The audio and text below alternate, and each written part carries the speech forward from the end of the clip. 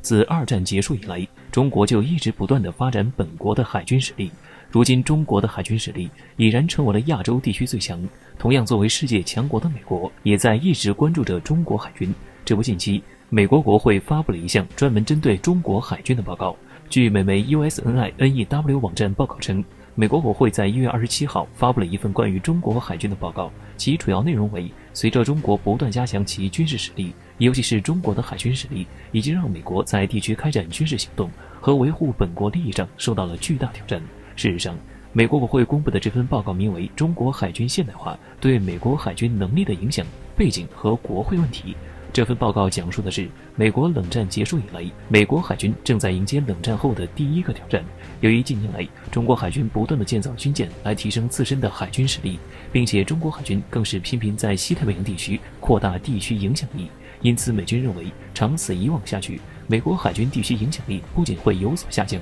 甚至连美国海军霸主的地位也将受到挑战。同时，这份报告还就中国如何提升自己的海军指出，近年来中国海军的大型作战舰艇数量正在以下角色的方式不断涌现，同时在海军现代化方面，各种航空母舰、两栖作战舰艇、核潜艇，甚至一些战略轰炸机也在不断的加入。除此以外，中国海军还专门在一些有针对性的地区进行大规模的军事演练，其中包括中国的南部海域以及东海附近。更值得注意的是，中国海军近年来还特别加强了与中东地区的联系，尤其是在波斯湾地区，中国海军似乎正在慢慢的取代美国海军在中东地区的影响力。对此，有美军专家表示，中国海军除了不断加强自身的军事实力、扩大地区影响力以外，更多的是在某些地区与美国海军进行对抗。例如，在中国的南部海域，美军每当向该地区派遣航空母舰以及各种军舰时，中国海军会采取一些应对措施来阻止美国海军进入周边地区。除此以外，美军航母在连同周边盟国在中国周边海域展开军事演练时，中国海军作为回应，也同样会在一些有针对性的地区进行各种军事演练。或许在美军眼里看来，中国海军的崛起对美军就是一种威胁。然而美军不知道的是，中国正是因为在早些年的时候遭受了巨大的磨难和创伤，这才使得中国彻底明白，只有不断发展自身的军事实力，才能保护我们的祖国不受外界侵犯。所以中国海军的强大绝非偶然性，因为这是必然结果。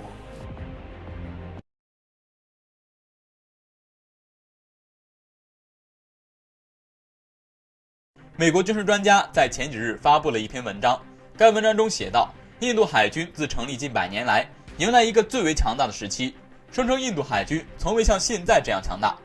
一向对印度吹嘘嗤之以鼻的美国，这次竟然称赞印度强大，此举极其不寻常，连印度人心态都产生了微妙的变化。据美国专家公布的数据显示，当前印度海军拥有1艘航母、8艘登陆舰、10艘驱逐舰以及13艘护卫舰，加上3艘核潜艇以及10多艘其他的舰艇。除此之外，正在建造的除了1艘两栖登陆舰以外，还有60多艘舰船正在建造中。该专家认为，印度海军在过去的几十年中发展非常迅速，从最开始的20艘舰艇组成的小型地区舰队，到现在所拥有的100多艘军舰。如此庞大的舰队已经超过世界上不少国家的海军舰队。但尽管这样，印度方面仍计划增加投资。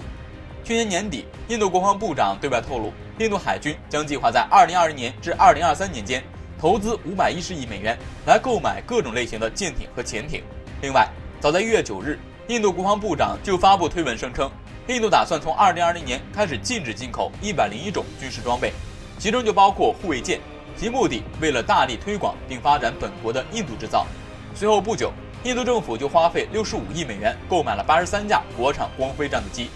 可见，印度对于本土制造的决心非常坚定。但问题是，印度真的能够按照计划中的那样去发展、去进行吗？分析认为，这或许很难。印度国内的舰船制造业本身就存在巨大的缺陷，加上本土基础设施数量严重不足，国内军工技术至今都没形成体系。想要改善这一情况，并不是件容易的事。印度近些年来嘴上叫着要发展印度制造，实际上仍不断向引进先进的武器装备。这一点美国专家不可能不知道，可既然知道还如此夸赞印度海军，似乎有一种黄鼠狼给鸡拜年的意图。美国本就将印度当作对抗我国的一颗棋子，尤其在疫情期间更为明显，不断挑拨中印之间的关系，站在印度一边攻击我国，提供该国武器装备、情报甚至后勤物资。其目的就是希望印度与我国发生冲突，美国好从中得利。如今美国反常称赞印度，很可能也是想印度充当炮灰，用这种忽悠印度的手段，想让该国帮自己分摊压力。现在的美国在饱受国内疫情危机、民众大乱的背景下，早就没有多余的能力与我国对抗。这个时候，印度的作用就来了。不得不说，此举连我国人都看不下去了。印度人倘若识破不了该国的阴谋，其下场必定非常惨烈。届时，印度在明白美国吹捧不是件好事，也已经晚了。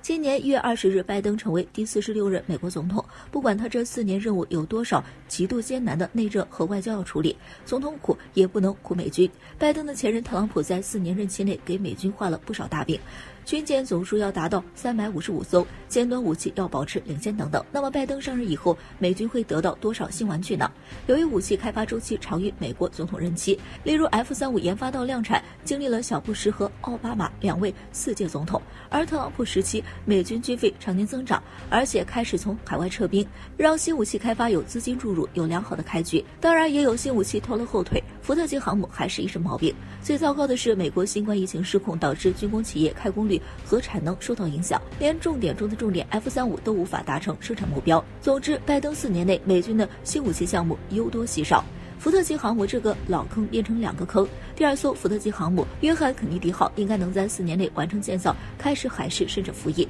这艘航母早在2015年开始建造，肯尼迪号在2019年下水，至今还没完工。对于美国海军来说，这艘航母可是个大坑。第1艘福特级航母已经坑了很多时间，还坑了不知道多少亿美元，再来1艘福特级航母，海军真的受不了。陆基中程导弹，它是陆上发射，射程在500到5500公里之间的巡航导弹，弹道导弹或者高超音速武器等等武器的统称。美国最快造出来的陆基战斧巡航导弹，其实导弹不用研发，直接用现成的海基战斧改过来造发射车就可以了。但是美国陆军希望有一些高级玩具，最好有中国的东风17这种高超音速式武器。美军陆军实在是想多了，1等人空军搞不赢高超音速武器，作为3等人的陆军根本搞不定。未来4年，要么用陆基战斧巡航导弹，要么继续等。新一代护卫舰 FFG 未来4年应该可以下水，最终服役要等到拜登的下任总统了。FFG 是美国海军认清事实的标志。10年以来，美国海军建造的滨海战斗舰根本干不过同样大量建造的054A 护卫舰，美国海军只能回归传统。FFG 排水量7000吨，搭载的动力系统、武器装备和电子系统是来自伯克级驱逐舰，技术成熟。FFG 它的设计方是意大利的芬坎迪里公司，该公司在美国建造的自由级滨海战斗舰与美国本土企业有深度合作，在钱到位的情况下，整个项目应该会比较顺利。观众期待的 B-21能在未来4年能实现首飞。该项目在2016年2月份对外公布，每年美国空军都会向媒体透露一点点消息，鼓舞士气。作为美军绝密项目，它实际的进度如何无人得知。B-21的爸爸 B-2在1980年研发到1989年首飞，用时9年。那么作为缩小版的 B-21，用时应该不会超过9年。何况当今技术远比上世纪先进，还有 B-2的设计基础，如果用时超过9年，那么 B-21根本不是基于 B-2开发，要么承包商诺斯洛普、格鲁门公司耍滑头。美军还有很多高级项目，不少是4年内难以完成的，例如哥伦比亚级战略核潜艇、第6代战机等等。但是疫情失控之下的美国，光靠1美元度日，能否在金融信用破产前搞好这些项目，还是存疑的。毕竟一旦美元成了废纸，连 AK-47都买不了。